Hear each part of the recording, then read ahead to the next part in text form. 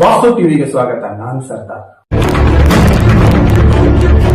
ಭಾರತ್ ಮೈ Bharat as ಜಿಲ್ಲಾ ಘಟಕ ಕೇಂದ್ರ ಸಂವಹನ ಇಲಾಖೆ ವಿಜಯಪುರ ಇವರ ಸಂಯುಕ್ತಾಶ್ರಯದಲ್ಲಿ ಏಕತಾ ಓಟ ಯೂನಿಟಿ ಮಾರ್ಚ್ ಒಂದು ಕಾರ್ಯಕ್ರಮದ ಈ ಒಂದು ಪತ್ರಿಕೋಷ್ಠಿ ಮತ್ತೊಮ್ಮೆ ಎಲ್ಲಾ ಮಾಧ್ಯಮದ ಸ್ನೇಹಿತರನ್ನು ಸ್ವಾಗತ ಕೋರುತ್ತೇನೆ. ಈ ಪತ್ರಿಕೋಷ್ಠಿಯಲ್ಲಿ ಸಂಸದರಾದ ರಮೇಶ್ ಜಿತಿನ್ ಸಾಹೇಬರನ್ನು ಸ್ವಾಗತ ಕೋರುತ್ತೇನೆ. ಅದೇ ರೀತಿ ಗೌತಮ್ ರೆಡ್ಡಿ ಜಿಲ್ಲಾ ಯುವ ಅಧಿಕಾರಿಗಳು ಅವ್ರನ್ನೂ ಸಹ ನಾನು ಸ್ವಾಗತ ಕೋರುತ್ತೇನೆ. ಅದೇ ರೀತಿ ಸಿ.ಕೆ. ಸುರೇಶ್ ಅವ್ರನ್ನು ನಾನು ಸ್ವಾಗತ ಕೋರುತ್ತೇನೆ. ಅದೇ ರೀತಿ ಯುವ ಮುಖಂಡರು ಸಂದೀಪ್ ಪಾಟೀಲ್ ಅವ್ರನ್ನ ಸ್ವಾಗತ ಕೋರುತ್ತೇನೆ. ಅದೇ ರೀತಿ ಶ್ರೀಧರ್ ಬಿಚ್ಚರಿ ಯುವ ಪ್ರತಿನಿಧಿ ಅವರನ್ನು ಸಹ ಈ ಒಂದು ಪತ್ರಿಕೋಷ್ಠಿ ಸ್ವಾಗತ ಕೋರುತ್ತೇನೆ. ಈ ಪತ್ರಿಕೋಷ್ಠಿನ ಜಿತಿನ್ ಸಾಹೇಬರು ನಡೆಸಿಕೊಡ್ಬೇಕು. ಇವತ್ತಿನ ದಿನ ಪತ್ರಿಕಾಗೋಷ್ಠಿಯನ್ನ ನಾನು ಕೇಂದ್ರ ಸರ್ಕಾರದ ಸಾನ್ನಿಧ್ಯದಲ್ಲಿ ನಡೆಯತಕ್ಕಂಥ ಉಕ್ಕಿನ ಮನುಷ್ಯ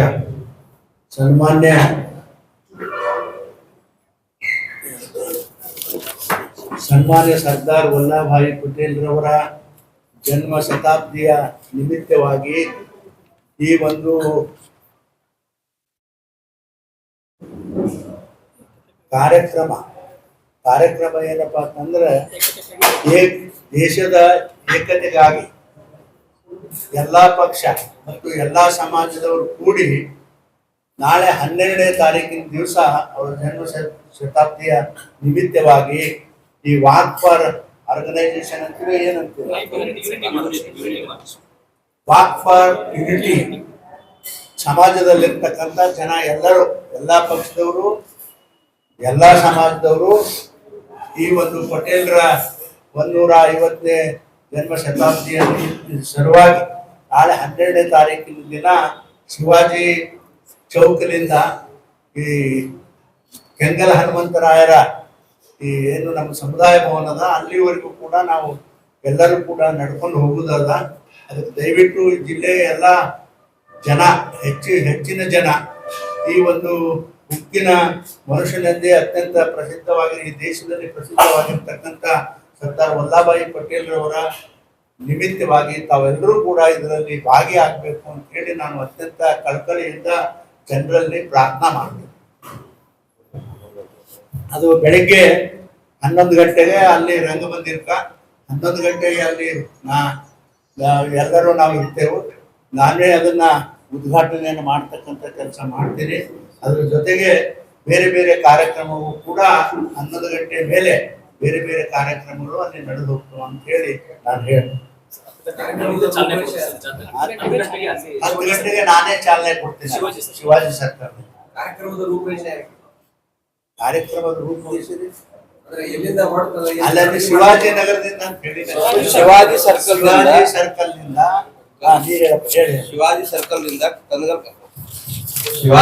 ನಿಂದ ಕಂದಗಲ್ ಹನುಮಂತರಾಯ ಮಂದಿರವರೆಗೆ ನಡ್ಕೊಂಡು ಹೋಗುದು ಯೂನಿಟಿ. ಅಲ್ಲಿ 11:15 ಅಲ್ಲಿ ವಿವಿಧ ಕಾರ್ಯಕ್ರಮಗಳು, ಕೆಲವೊಂದು ಕಡೆ ಮನೋರಂಜನೆ ಕಾರ್ಯಕ್ರಮಗಳು ಅದಾವ, ಅದ್ರ ಜೊತೆ ಕೆಲವು ಪ್ರತಿಭಾ ಹುಡುಗರಿಗೆ ಪುರಸ್ಕಾರ ಅದಾವ. ಅವೆಲ್ಲ 11:15 ಅಲ್ಲಿಂದ ಸ್ಟಾರ್ಟ್. ಕಾರ್ಯಕ್ರಮ ಇದು ಒಂದೇ ಹೇಳಿದ್ರೆ ಇರುತ್ತಲ್ಲ, 5 ವರ್ಷ ನಡೆದಾಗ ಫಸ್ಟ್ ಟೈಮ್ ಡಿಪಾರ್ಟ್ಮೆಂಟ್ ಬಗ್ಗೆ ಅದ್ರ ಡಿಪಾರ್ಟ್ಮೆಂಟ್ ಏನ್ ನಡೆದ, ಏನ್ ಕೆಲಸ ಮಾಡ್ತಾ ಇದೆ ಸರ್? ಇದು ಸೆಂಟ್ರಲ್ ಗೌರ್ಮೆಂಟ್ ಅಲ್ಲಪ್ಪ, ಏನ್ ಕೇಳ್ತೀರಾ? ಡಿಪಾರ್ಟ್ಮೆಂಟ್ ಏನ್ ಕೆಲಸ ಮಾಡ್ತಾ ಏನ್ ಗೊತ್ತಿಲ್ಲ ಜನರಿಗೆ. ಮೇರಾ ಯುವ ಭಾರತ್ ಒಂದು ಬಾಕಿ ಆಕ್ಟಿವಿಟೀಸ್ ಹೇಳ್ರಿ.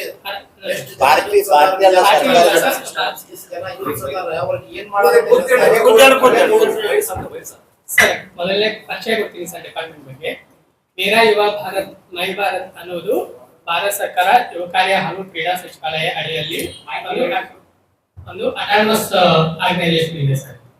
ಅದನ್ನು 2 years ಬ್ಯಾಕ್ October 31st, 2023 ಅಲ್ಲಿ ಸನ್ಮಾನ್ಯ ಗೌರವಾನ್ವಿತ ಪ್ರಧಾನಮಂತ್ರಿಯಾದ ನರೇಂದ್ರ ಮೋದಿ ಅವರು ಸ್ಟಾರ್ಟ್ ಮಾಡಿದ್ರು ಸರ್ ಈ ಡಿಪಾರ್ಟ್ಮೆಂಟ್. ಹೊಸ ಡಿಪಾರ್ಟ್ಮೆಂಟ್ ಮೊದಲು ನೆಹರು ಯುವ ಕೇಂದ್ರ ಅಂತ ಇದೆ. ಈ ಡಿಪಾರ್ಟ್ಮೆಂಟ್ ನೆಹರು ಯುವ ಕೇಂದ್ರ ಮತ್ತೆ ಮೇರಾ ಯುವ ಭಾರತ್ ಎರಡು ಸೇರಿ ಯುವಜನರಿಗೋಸ್ಕರ ಅವರ ಡೆವಲಪ್ಮೆಂಟ್ಗೋಸ್ಕರ ಬೇರೆ ಬೇರೆ ಆಕ್ಟಿವಿಟೀಸ್ ಮಾಡ್ತಾ ಇದ್ದೀವಿ ಸರ್. ಏನಾಗಿಲ್ಲ ಸರ್ ಒಂದು ಸ್ಪೋರ್ಟ್ಸ್ ಆಕ್ಟಿವಿಟೀಸ್ ಮಾಡ್ತೇವೆ, ಡಿಪಾರ್ಟ್ಮೆಂಟ್ ಇಂದ ಸ್ಪೋರ್ಟ್ಸ್ ಆಕ್ಟಿವಿಟೀಸ್ ಮಾಡ್ತೀವಿ, ಅವೇರ್ನೆಸ್ ಆಕ್ಟಿವಿಟೀಸ್ ಮಾಡ್ತೀವಿ, ಎಜುಕೇಶನಲ್ ಆಕ್ಟಿವಿಟೀಸ್ ಮಾಡ್ತೀವಿ, ಅವ್ರ ಕೆರಿಯರ್ ಡೆವಲಪ್ಮೆಂಟ್ ಆಕ್ಟಿವಿಟೀಸ್ ಮಾಡ್ತೀವಿ, ಕಲ್ಚರಲ್ ಆಕ್ಟಿವಿಟೀಸ್ ಮಾಡ್ತೀವಿ, ಮತ್ತೆ ಡಿಸ್ಟ್ರಿಕ್ಟ್ ಲೆವೆಲ್ ಯುವಜನೋತ್ಸವ ಕಾರ್ಯಕ್ರಮಗಳನ್ನು ನಮ್ಮ ಡಿಪಾರ್ಟ್ಮೆಂಟ್ ಇಂದ ಆಯೋಜನೆ ಮಾಡ್ತೀವಿ. ಈಗಾಗಲೇ Viksit Bharat youth Young leaders dialogue ಅಂತ ಒಂದು ಕ್ವಿಜ್ ಕೂಡ ಆಯೋಜನೆ ಮಾಡಿದ್ದಾము ನಮ್ಮ ಡಿಪಾರ್ಟ್ಮೆಂಟ್ ವತಿಯಿಂದ. ಈಗಾಗಲೇ ಈಗ ಈ ಒಂದು ಕಾರ್ಯಕ್ರಮ ಯೂನಿಟಿ ಮಾರ್ಚ್ ಕೂಡ ನಮ್ಮ ಡಿಪಾರ್ಟ್ಮೆಂಟ್ ವತಿಯಿಂದನೇ ಆಯೋಜನೆ ಮಾಡಲಾಗಿದೆ. ಸರಿ ಸರ್, ಡಿಪಾರ್ಟ್ಮೆಂಟ್ ಅಲ್ಲಿ ಬೇರೆ ಬೇರೆ ತಾಲೂಕುಗಳಲ್ಲಿ ಮಾಡ್ತಾ ಇದೆ ಸರ್. ಕರ್ನಾಟಕದಲ್ಲಿ ಇನ್ನೂ ಕಾರ್ಯಕ್ರಮಗಳು ಸ್ಟಾರ್ಟ್ ಆಗಿಲ್ಲ ಸರ್, ಈಗ ಸ್ಟಾರ್ಟ್ ಆಗ್ತಾ ಇದ್ವಿ. ಎಲ್ಲರೂ ಕೂಡ ಅವರವರು ಪ್ರಿಪರೇಟರಿ ವರ್ಕ್ ಮಾಡ್ತಾ ಇದ್ದಾರೆ ಸರ್. ಇದು ಹೊಸ ಇಲಾಖೆ ಇರೋದ್ರಿಂದ ಎಲ್ಲ ಪ್ರಿಪರೇಟರಿ ಮೀಟಿಂಗ್ಸ್ ನಡೀತಾ ಇದೆ. ಏನೇ ಕಾರ್ಯಕ್ರಮ ಮಾಡಿದ್ರು ಪ್ರಶ್ನೆ ಹೇಳೋದೇ ಇಲ್ಲ ಯಾರು. ಸರಿ ಸರ್, ಆಕ್ಚುಲಿ ನಾನು ಚಾರ್ಜ್ ತಗೊಂಡಿದ್ದು 3-4 ಮಂತ್ಸ್ ಆಗ್ತಾ ಇದೆ ಸರ್ ಅಷ್ಟೇ. 4 months ಇಂದ ಯಾವ ಕಾರ್ಯಕ್ರಮ ಸರ್ ಇನ್ನೊಂದು ಸರ್, ನಾನು ರೆಗ್ಯುಲರ್ ಚಾರ್ಜ್ ಅಲ್ಲಿ ಧಾರವಾಡದಲ್ಲಿ ಇರ್ತೀನಿ ಸರ್. ಈಗ ಒಂದು ಒಂದ್ ಮಿನಿಟ್ ನಿರ್ಮೂಲೆ ಕಾರ್ಯಕ್ರಮ ಮಾಡಿರೇನ್ರಿ? ಸರಿ ಸರ್, ದುಷ್ಟಚಟ ನಿರ್ಮೂಲೆ ಕಾರ್ಯಕ್ರಮ ದುಷ್ಟ ಚಟಗಳ ನಿರ್ಮೂಲನಾ ಕಾರ್ಯಕ್ರಮ ಏನಾದ್ರು ಮಾಡಿದ್ದೀರಾ ಯುವಕರಲ್ಲಿ? ಮಾಡಿರೇನ್ರಿ? ಮೊನ್ನೆ ಬಂದದ್ದು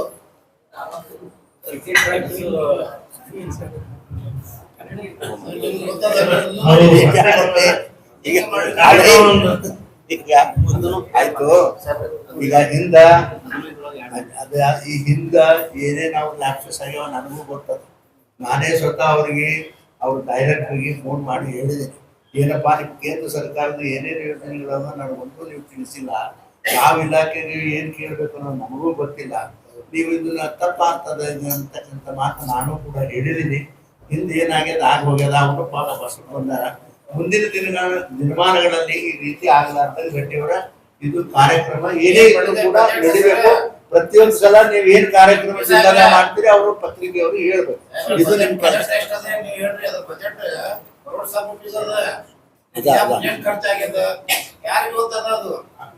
ಸರ್ ನೆಕ್ಸ್ಟ್ ಟೈಮ್ ರೆಡ್ಡಿ ಅವ್ರಿಗೆ ಹೇಳ್ತಿಲ್ಲ.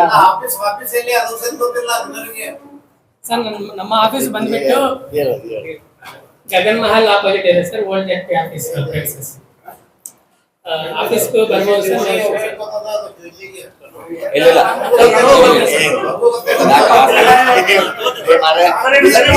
ನೋಡ್ರಿ, ಇದೊಂದ್ಸಲ ನಾನು ಅವ್ರ ರಿಕ್ವೆಸ್ಟ್ ಮಾಡ್ಕೊತೀನಿ, ನಿಮ್ಗೆಲ್ಲ ಸಲ ಬಿಟ್ಟು ಬಿಡ್ರಿ. ನೆಕ್ಸ್ಟ್ ಟೈಮ್ ಈ ರೀತಿ ಆಗಬಾರ್ದು. ಅವ್ರಿಗೆ ಪ್ರತಿಯೊಂದ್ಸಲ ಏನೇ ಕಾರ್ಯಕ್ರಮ ಇದ್ರೆ ಪತ್ರಿಕೆಯವ್ರನ್ನ ಕರೆದು ಹೇಳ್ಬೇಕು. ಜನರಿಗೆ ಹೆಂಗ್ ಗೊತ್ತಾಗ್ತದ, ನೀವು ಇರುದೇ ಅದಕ್ಕೆ ಜನರ ಮಧ್ಯೆ. ನಿನ್ ಸರ್ಕಾರ ಮತ್ತು ಜನರ ಮಧ್ಯೆ ನೀವು ಅದನ್ನ ನಡು ಕೊಂಡಿ ಆಗಿರೋ ಕೆಲಸ ಮಾಡ್ಬೇಕಪ್ಪ. ನೀವು ಗೊತ್ತಿಲ್ಲ ಅಂತಂದ್ರೆ ಹಂಗ ಆಗೋದಿಲ್ಲ. ಮುಂದಿನ ಸಲ ಇದು ಯಾವ್ದು ಲ್ಯಾಪ್ಸಸ್ ಆಗಬಾರ್ದು.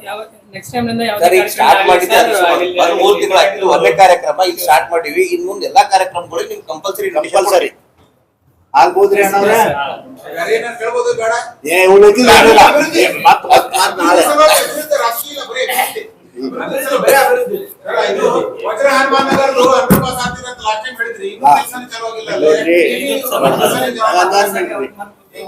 ನಾನೇ